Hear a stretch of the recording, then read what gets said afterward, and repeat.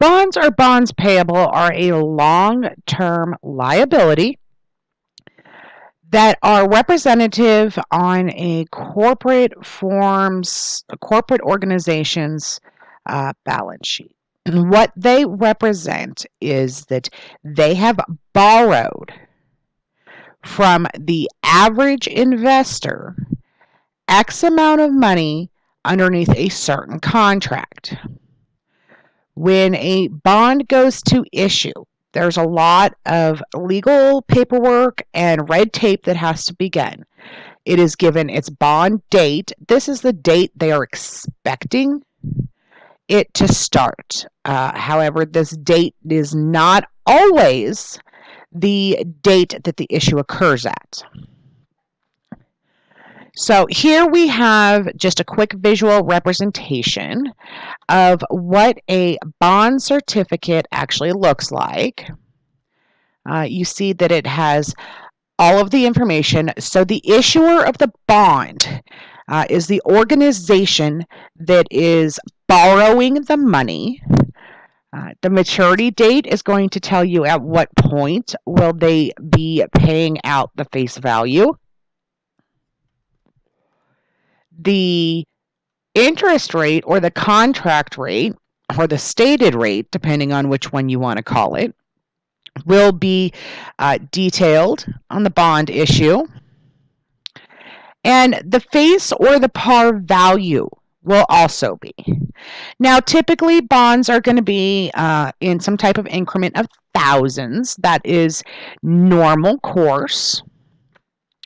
And just for a little bit of review type information for those that didn't get a lot of bond coverage in prior classes, we're going to talk about some of the basics of bonds. A corporation needs to record the bond transaction when they issue it, which is synonymous for meaning they sell their bond. So when they engage in this transaction, they are borrowing that money from whoever purchased the bond. They will pay interest on their bonds based upon the contract of it. And then at some point, they're going to do what we call retire or redeem their bonds, which is where they buy them back or pay them off. We're not going to talk about converting of bonds. The big portion, and probably one of the more confusing, is that bonds are a financial instrument, and they trade and sell on a financial market. So there is a buy, sell, demand, supply type of situation that goes into effect. Because bonds are paying the face value or the amount borrowed and interest, we can calculate what their value would be based off the time value of money. I do that in a separate lecture. You should be able to access that if you go looking for bonds. And if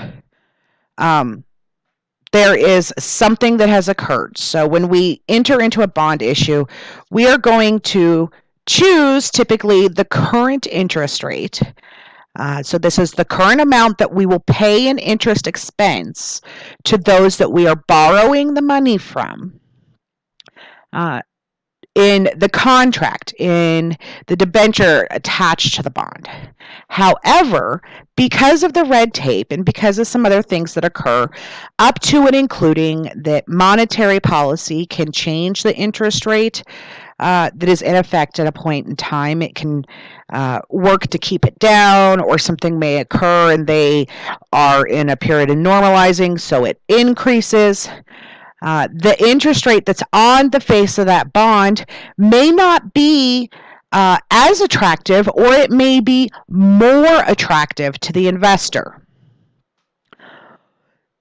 In the market, what will happen is that the bond will sell. at an amount that will provide the current investors what their demand for interest is. If it sells below face value, we say this is at a discount. That means it's selling at less than 100%. This would occur if your current effective rate of interest in the market is higher than the interest that you are paying as an organization.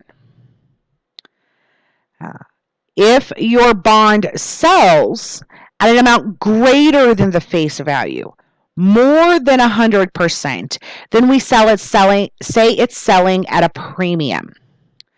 This is indicative that your interest rate on your bond is currently higher than the demanded interest rate by the market. So to think about that, when I sell you something, let's think, I sell you a textbook.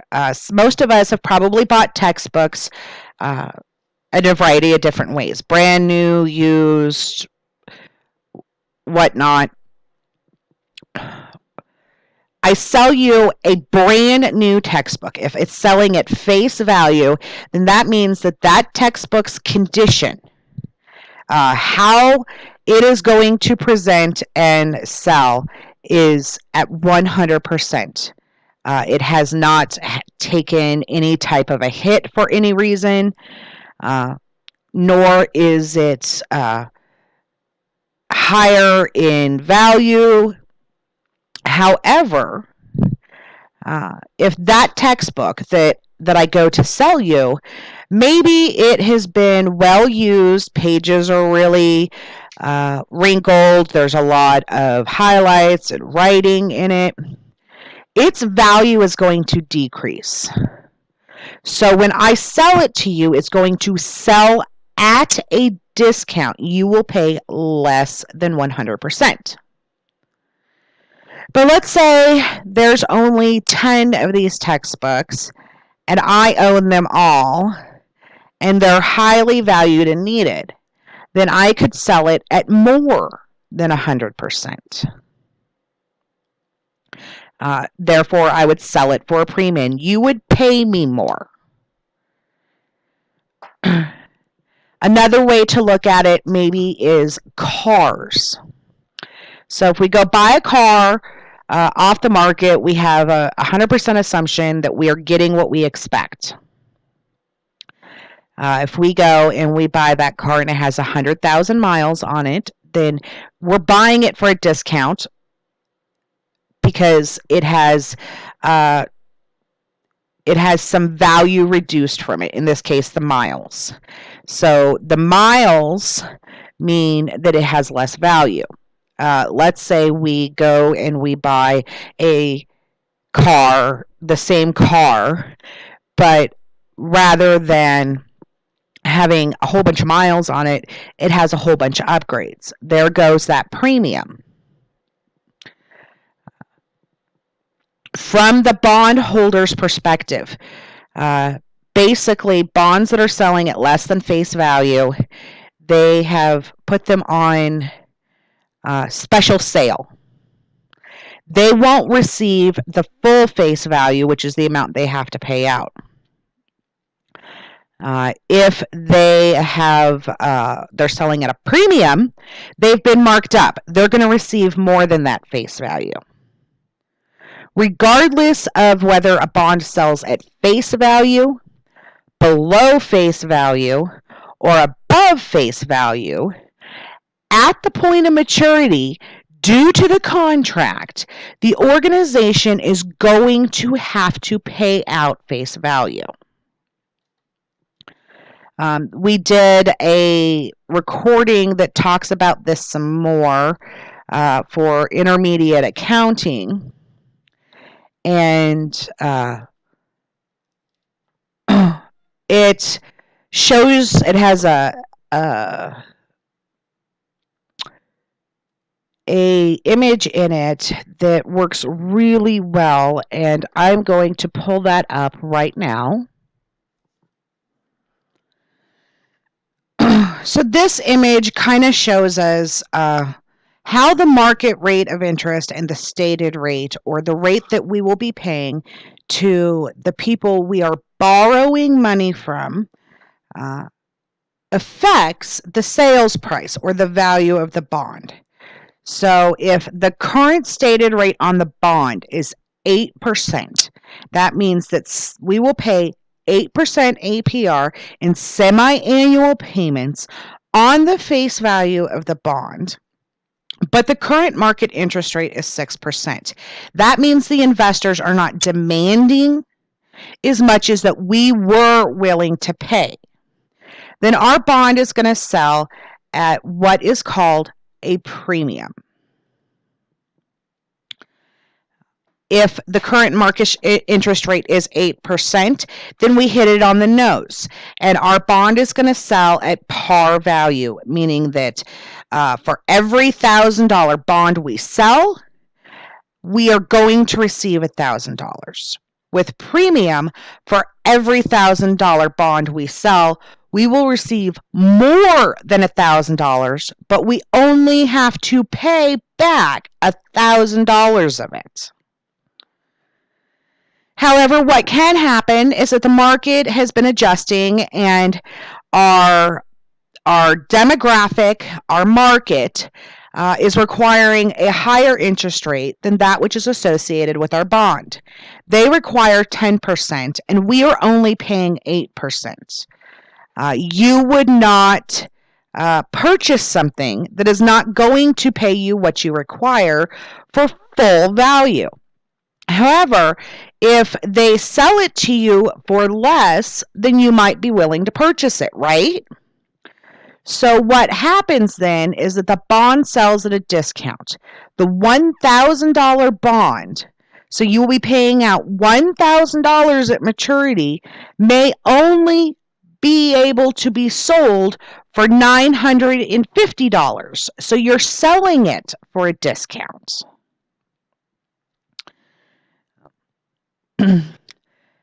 Getting a little bit further into it, in that particular lecture, we talk about how that works with the time value of money and how we discount for that.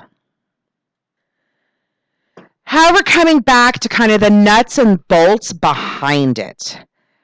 So the price of bonds. Why do bond prices change? Bond prices are going to change reflective of the current market situation.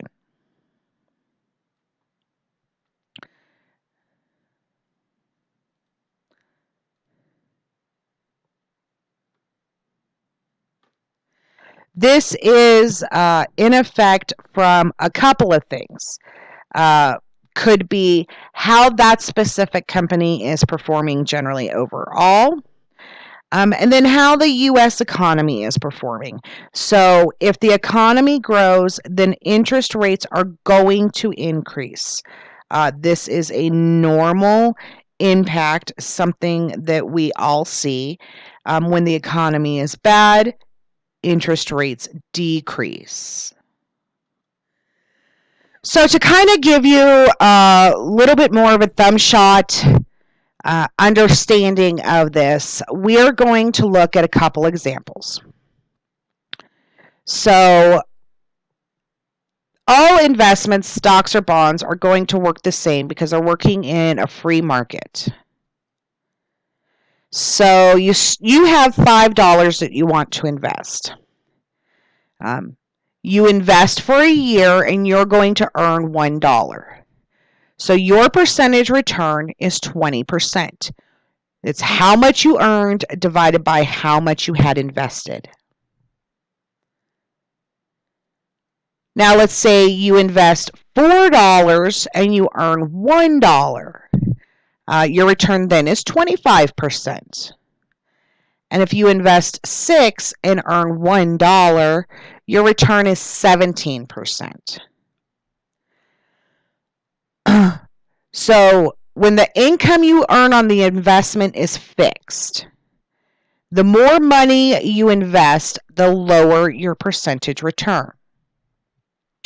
The income you earn on a bond is fixed. It is a percentage of the par value, which comes back to this bond certificate here. So they will receive 11.875% of $5,000. So this means that, and you cannot read this well enough to tell how often it will, but they'll receive 11.875% annually. So they will be receiving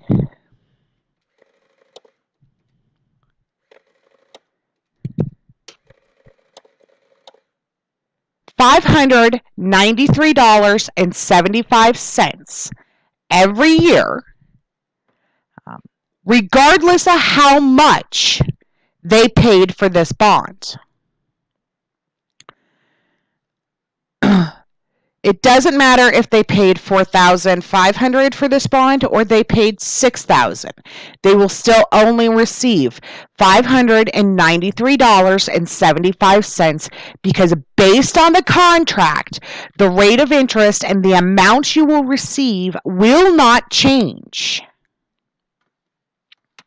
So in order to work with the market, in order to adjust to the investor demands, whether it is for less or for more, what has to change is the sales price itself. Because you'll still get that $5,000 and you'll still get the 11.875% annually. It comes down to how much do you invest to receive that.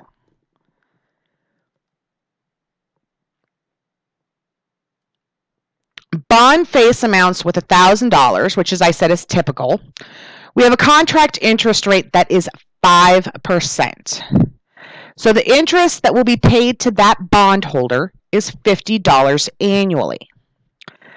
So we take our bond price to determine the percentage return.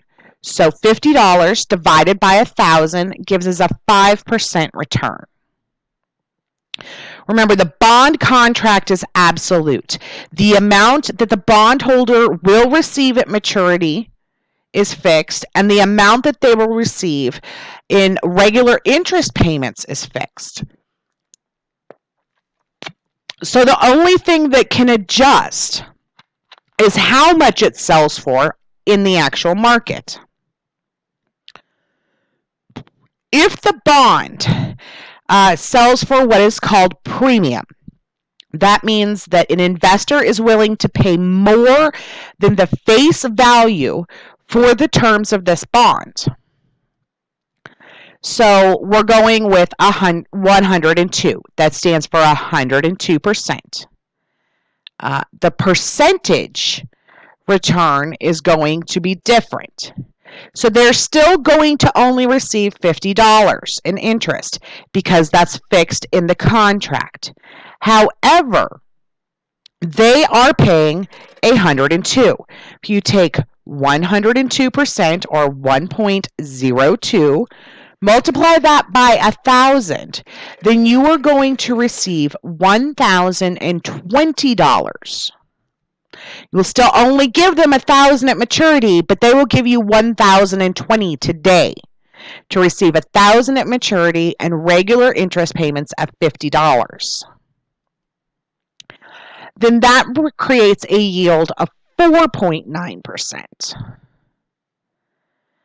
Now, on the flip side, let's say that the average investor is not going to be willing to pay or lend you 1,000 at 5%. Current market rates are higher than that.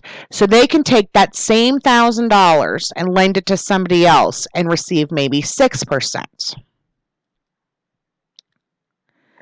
So your bond is going to sell at a discount. In this case, 97%. That means that the amount that you would receive is $970. The bondholder will still be paid $50 because it's 5% interest on the face value of $1,000. So they'll get that $50 of regular interest. They will still receive $1,000 when the bond matures, but they're not willing to pay $1,000 for this opportunity. They will pay you $970. That means that the interest percentage yield is 5.15%. So as bond prices increase, the percentage return is going to decrease. This is all going to come down to the contract interest rate, which is stated on the face of the bond, and it's going to always be the same. It's a fixed payment amount. It does not change. You cannot change it. But the market interest rate, which is the amount that the holder is earning, this is what they are expecting. It does fluctuate and change depending upon the market. They are expecting a certain percentage. So in order to earn that percentage, the amount that they pay, the price that they pay for that bond may not be $100. They may pay less or more. What it does is it creates the bond paying the effective market interest rate.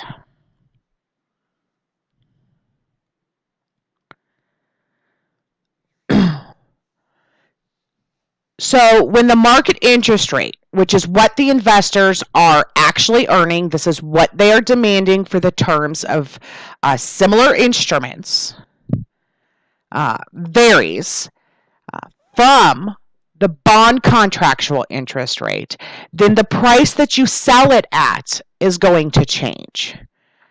When the market interest rate is 8%, but your bond interest rate is 10%, then you have a more highly valuable bond because they will be receiving that regular fixed interest at 10%, whereas any of the other things that they were to invest in currently would only be at 8%. Therefore, they're going to pay you more for that opportunity. They're going to pay a premium for it. If it is the same as face value. However, if the market is currently at 12%, they're not going to pay you the same amount of money to earn 10% if they could earn 12%. Therefore, they will pay you less and they will purchase it at discount.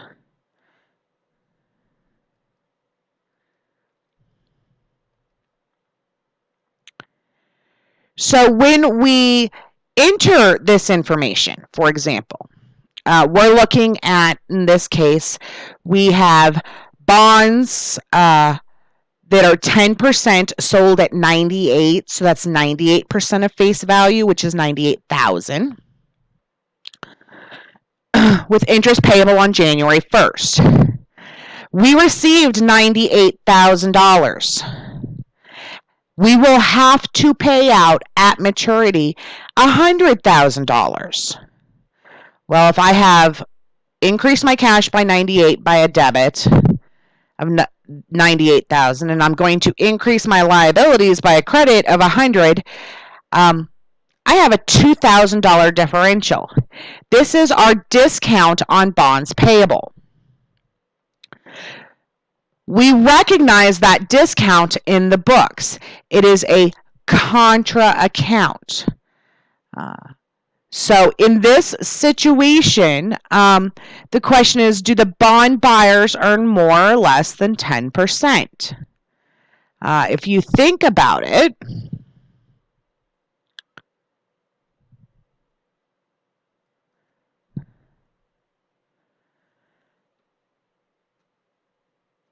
the buyer paid less than $1,000 for a bond. They will get the interest of 10%, plus they have $20 that they did not pay when they bought the bond. Therefore, in effect, they will earn more than 10%. So that $20 per bond, or that $2,000, represents in essence the company prepaying part of their interest expense at the beginning of the contractual obligation. So because they prepaid it, but it is for an entire period, then they need to recognize it accordingly. That's why we use either straight line or the effective interest rate method. If you are in a lower class like accounting principles, typically you're going to use straight line, whereas if you are in an intermediate or advanced, you are going to use the effective interest rate method. And that method I have detailed in a separate lecture. But what I want to talk about next is actually this situation if we sell at a premium. So just hold on while I wrap up discount. So when the bonds were issued at discount, they have their regular payments, right? $100,000 times 10% times 5, because they're 5-year bonds. So they're going to pay out $50,000. They did not receive $2,000 of it.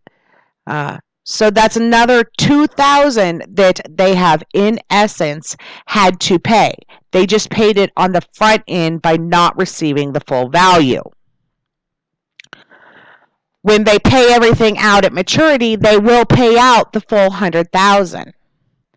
And then they have their annual interest payments of $50,000. So a total of $150,000 will have been paid to the bondholders over the course of the bonds, with only having received $98,000, showing a total cost of borrowing of $52,000. It comes down to, maybe a prepaid interest when it comes to discounts. Now let's real quick look for premium situations. So in this case, Candlestick sells these bonds at $102 at face value. Interest is payable on January 1st. The bonds are selling at a premium. So this indicates that the bonds have a higher interest rate attached to them than the average investor is going to be able to receive on a similar type investment in the market. So the market effect is what really drives the price of the bonds.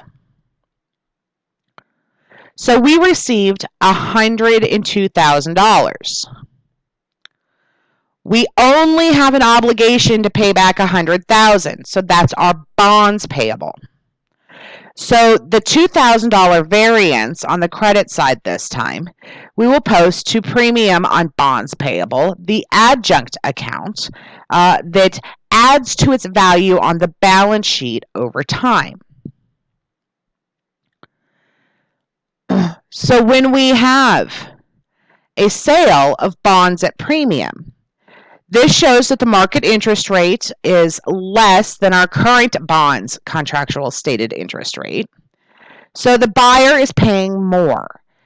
They will always get that 10% because that is in the contract. But they lose the $20, the additional $20 per bond they paid when they bought the bond. So effectually, they will earn less than 10%. So this is how it plays out looking at cost of borrowing. $50,000 will go out in bond interest because that is contractually the amount that must be paid. Now, because we received an additional $2,000 at the beginning in that upcharge, that is $2,000 we're not really having to pay out of our own pocket, right? They gave us that money on the front side. So between the principal of $100,000 and the $50,000 we're going to pay out over the course of the life, less the $102,000 we received to begin with, our total cost of borrowing is only $48,000 when it should be, based on the contract itself, $50,000. So for the premium that they gave us, we will offset our interest expense over time.